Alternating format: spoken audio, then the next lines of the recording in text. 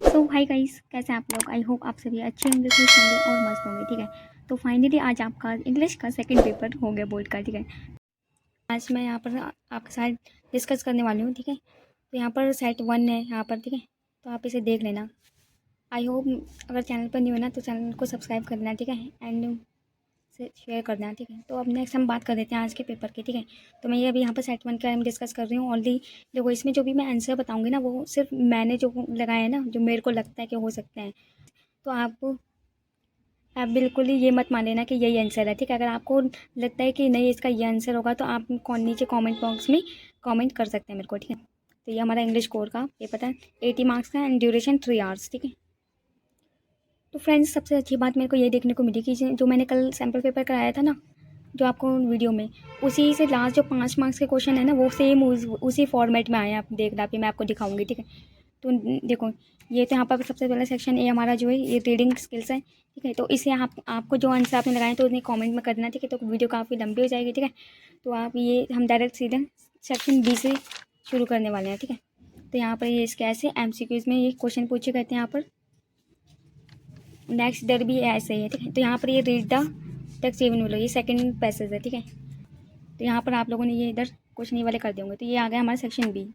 बाकी अगर आपको इनका क्या आंसर लगता है तो आप कमेंट कर देना। ठीक है, तो सेक्शन बी हमारे सबसे पहले देखो, तो यहाँ पर हमने नोटिस दिया गया है। नोटिस और में ठीक है दो चीज़ें दी थी आपको, और सारी फॉर्मेट वगैरह पता थी। तो आई होप आपने ये तो बिल्कुल मस्त मस्त वाला कर लिया होगा। ठीक है, और तो इजीली आपने कर दिया होगा। तो अब नेक्स्ट बात कर देते हैं क्वेश्चन नंबर 4 की। ठीक है, ये आपका इन्विटेशन है। ठीक है, तो reply off accepting the invitation and confirming your present at.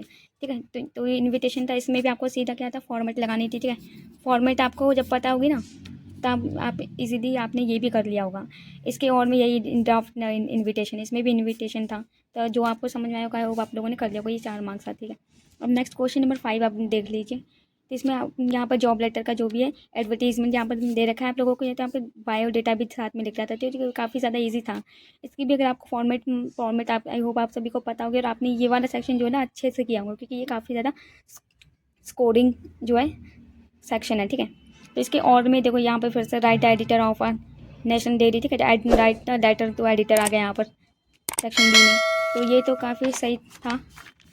ठीक है, इधर से हमारा 6 क्वेश्चन ये स्टार्ट होता है, ये आर्टिकल। ठीक है, तो यहाँ पर आपको कुछ हिंट्स दिए गए थे। ठीक है, ये इन्हीं को फॉलो करते हुए आपको जो पूरा आर्टिकल लिखना था। तो देखो ये आपने कर लिया होगा। नेक्स्ट, अगर किसी बच्चे को आर्टिकल नहीं आता होगा तो उन्होंने आप तो यहाँ पर रिपोर्ट का भी ऑप्शन दिया गया है। ठीक है, तो ये क्यूज मतलब यहाँ पर हिंट वगैरह दिए गए हैं। ठीक है, इन्हीं को देखते हुए आप लोगों को जो करना था, आपकी रिपोर्ट दिखनी थी।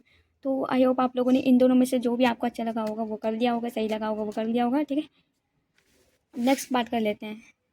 तो क्योंकि कल सैम्पल पेपर कराया था मैंने, जो लास्ट ईयर का जो क्वेश्चन पेपर कराया था उसमें भी सेम ऐसा ही था। ठीक है, बस आप में क्वेश्चन फॉर्मेट सेम थी।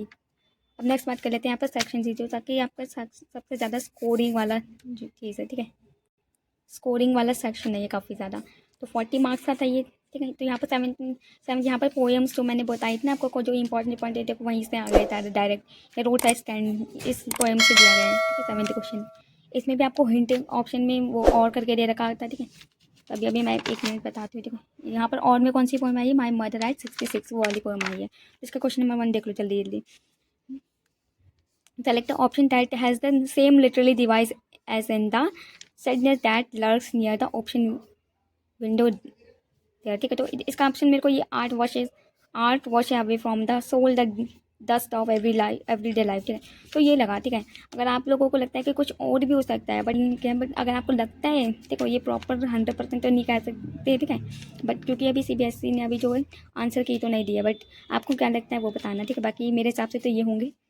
नेक्स्ट क्वेश्चन क्या है, they prayed for the stopping of a car. When one car finally stopped, it brought dash disappointment to the people of the roadside stand। ठीक है, अब नेक्स्ट यहाँ पर the emotion of the poet reflected in the above extract is painful or disappointing। The expression selfish car suggest that, क्या suggest करते हैं, the people inside are selfish। ठीक है, नेक्स्ट है इसका, आप यहाँ पर देखो काफ़ी ज़्यादा इजी क्वेश्चन था, ये तो हर कोई कर लेगा।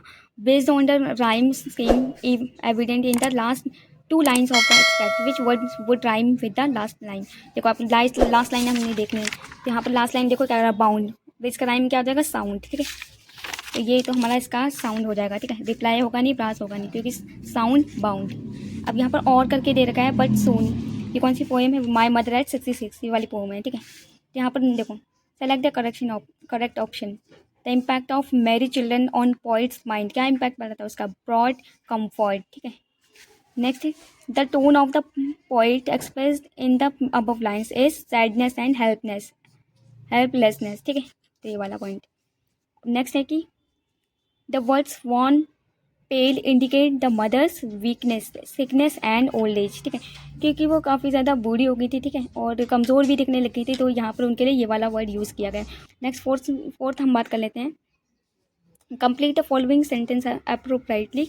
The poet looked at her mother again to see her for the last time, ठीक है, क्योंकि वो एयरपोर्ट से जा रही थी, ठीक है, तो उसने फिर से पीछे मुड़ के देखा आखिरी झलक मारने के लिए अपनी मम्मा की, ठीक है।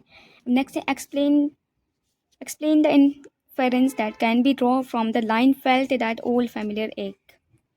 Now the question, put that thought away.